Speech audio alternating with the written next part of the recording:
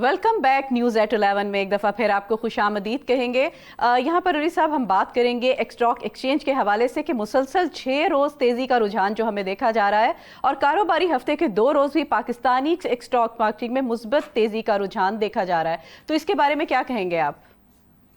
جی واقعی Pakistan stock exchange پچھلے ہفتے سے کافی زیادہ پوائنٹس اس کے بڑھ رہے ہیں، 91,000 تک تقریباً 9,900 کچھ پوائنٹ ہے، 970 پوائنٹ ہے۔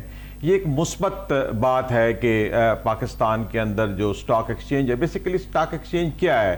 سٹاک ایکسچینج کے اندر حصص کی فروخت ہوتی ہے اور حصص کا لین دین کا کاروبار ہوتا ہے۔ وہ حصص کس کے ہوتے ہیں؟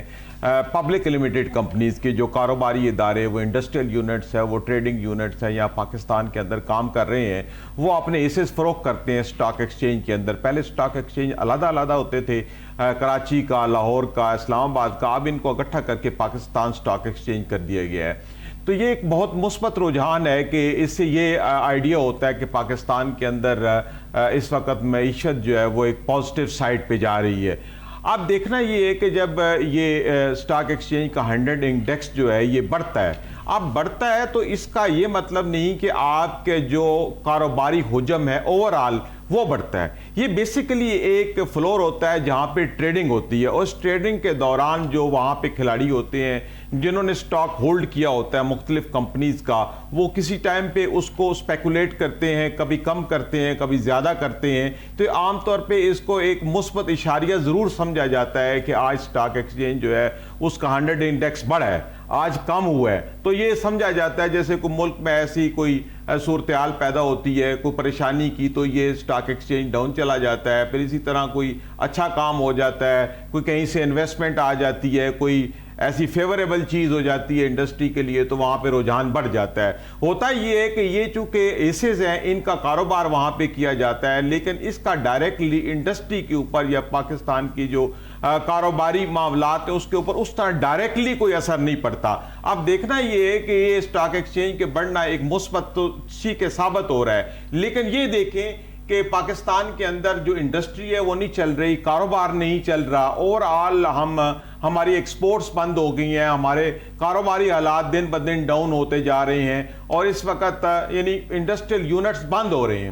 بہت سارے انڈسٹریل یونٹ اس وقت جیسے ٹیکسٹائل کے بند ہو گئے ہیں، اور سب سے یہ نیگیٹو بات یہ ہے کہ پاکستان کے اندر سے ملٹی نیشنل جو کارپوریشنیں ہیں وہ اپنا کاروبار بند کر کے باہر جا رہے ہیں، تو یہ ایک نیگیٹو ٹرینڈ بھی ہے۔ تو دیکھنا یہ ہے کہ سٹاک ایکسچینج کے بڑھنے سے ہم ٹھیک ہے، خوش ضرور ہیں، لیکن حکومت کو ایسے اقدامات کرنے چاہیے کہ عملی طور پر کاروباری ادارے جو ہیں وہ بڑھیں، آگے بڑھیں، اپنے ان کا کاروباری حجم بڑھیں، اور ان کو ایسا آپ ماحول پرووائڈ کریں کہ کاروباری ادارے اپنا حجم بڑھا سکیں، خاص طور پہ ایکسپورٹ بڑھا سکیں۔ دیکھیں ہمارے ہاں سب سے بڑا مسئلہ یہ ہے کہ ہمارا فارن ریزرو کم ہے، ہم اس کو بہتر کرنے کے لیے پھر کہیں نہ کہیں سے قرض لیتے ہیں، جیسے آج کل ہم پروگرام میں روز قرض کی بات کر رہے ہیں کہ فلاں ملک سے قرض آ گیا، فلاں ملک سے قرض آ گیا۔ ابھی بھی ہمارے وزیر اعظم جو ہے وہ سعودیہ کے ساتھ انگیج ہیں، وہ بھی یہی قرض کی بات کر رہے ہیں۔ دیکھیں اگر قرض آنا ہے باہر سے انویسٹمنٹ آنی ہے، اگر انویسٹمنٹ انڈسٹریل پرپز کے لیے، انفراسٹرکچر کے ڈیولپمنٹ کے لیے، کاروبار کے لیے آئے،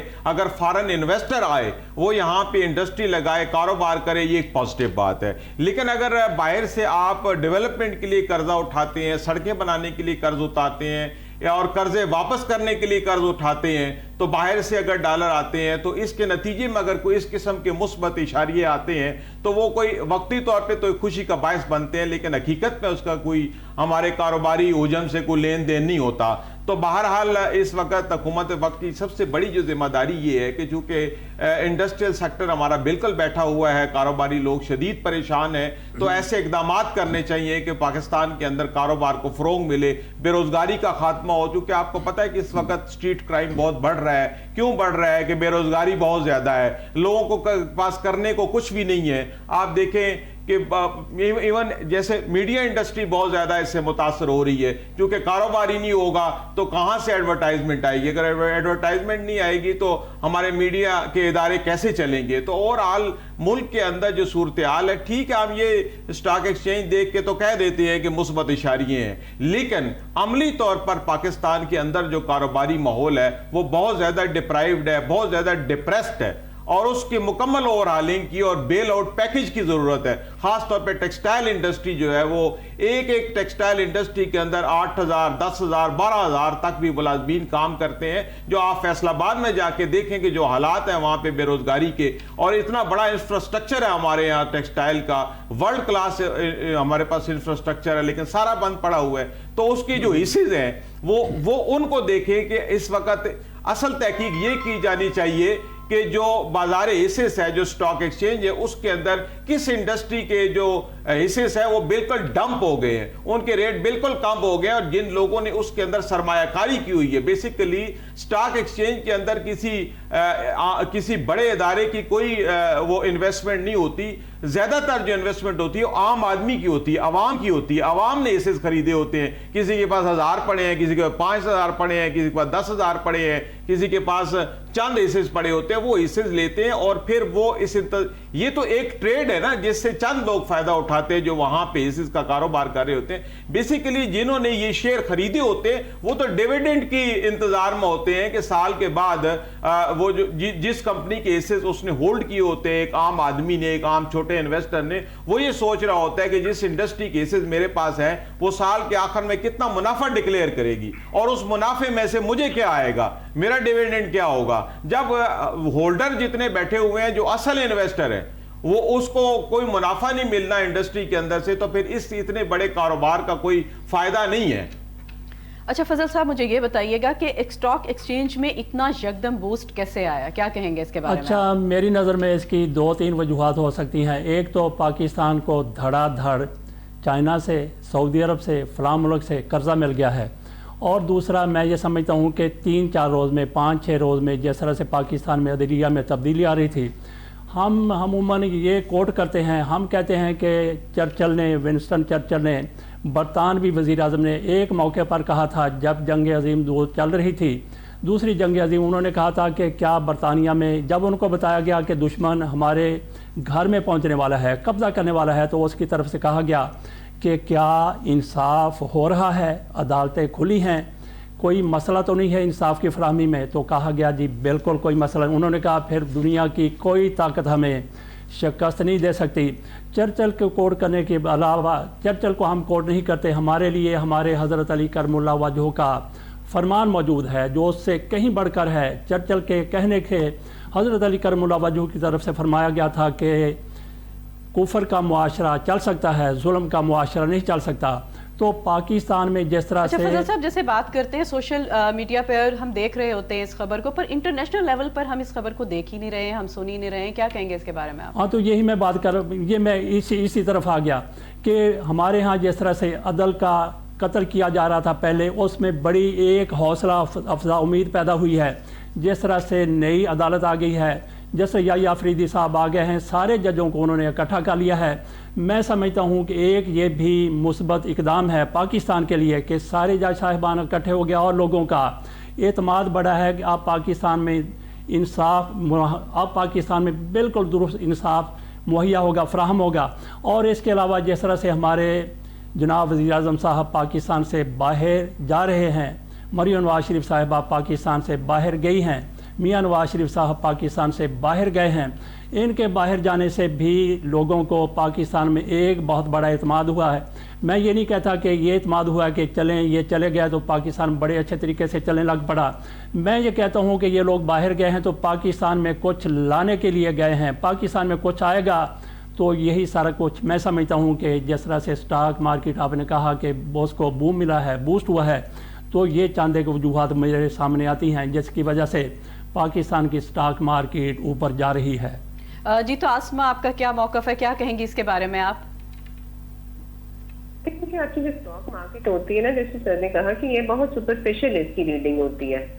یہ جب بھی جیسے ابھی صاحب نے جیسے ابھی سر نے کہا کہ آپ کی جیسے تھوڑا سا ایٹماسفیئر بہتر ہونے لگا, ایک جوڈیشری اپنی تھوڑی سی گراؤنڈ لوگوں کو نظر آنے لگا کہ جوڈیشری کی تھوڑی سی گراؤنڈ فارم ہونے لگے, تو وہ پھر اس کے مطابق گیس کرتے ہیں. آپ کی زیادہ چل رہی ہے اور آپ کے لوگ آپ کے اسٹاک کو واپس مارکیٹ میں ڈال نہیں رہے, سیل نہیں کر رہے. یہ بہت سپرفیشل ایک آپ کے انڈیکیٹر ہوتا ہے. اس کا امپیکٹ فار شارٹ ٹرم تو آپ کی اکانومی پہ آتا ہے کہ آپ کو ایسا محسوس ہوتا ہے جیسے کچھ بہت پازیٹیو ایوالو ہونے والا ہے, اور یہ اکثر ان مینی کیسز یہ اس ڈائریکشن میں جاتا بھی ہے.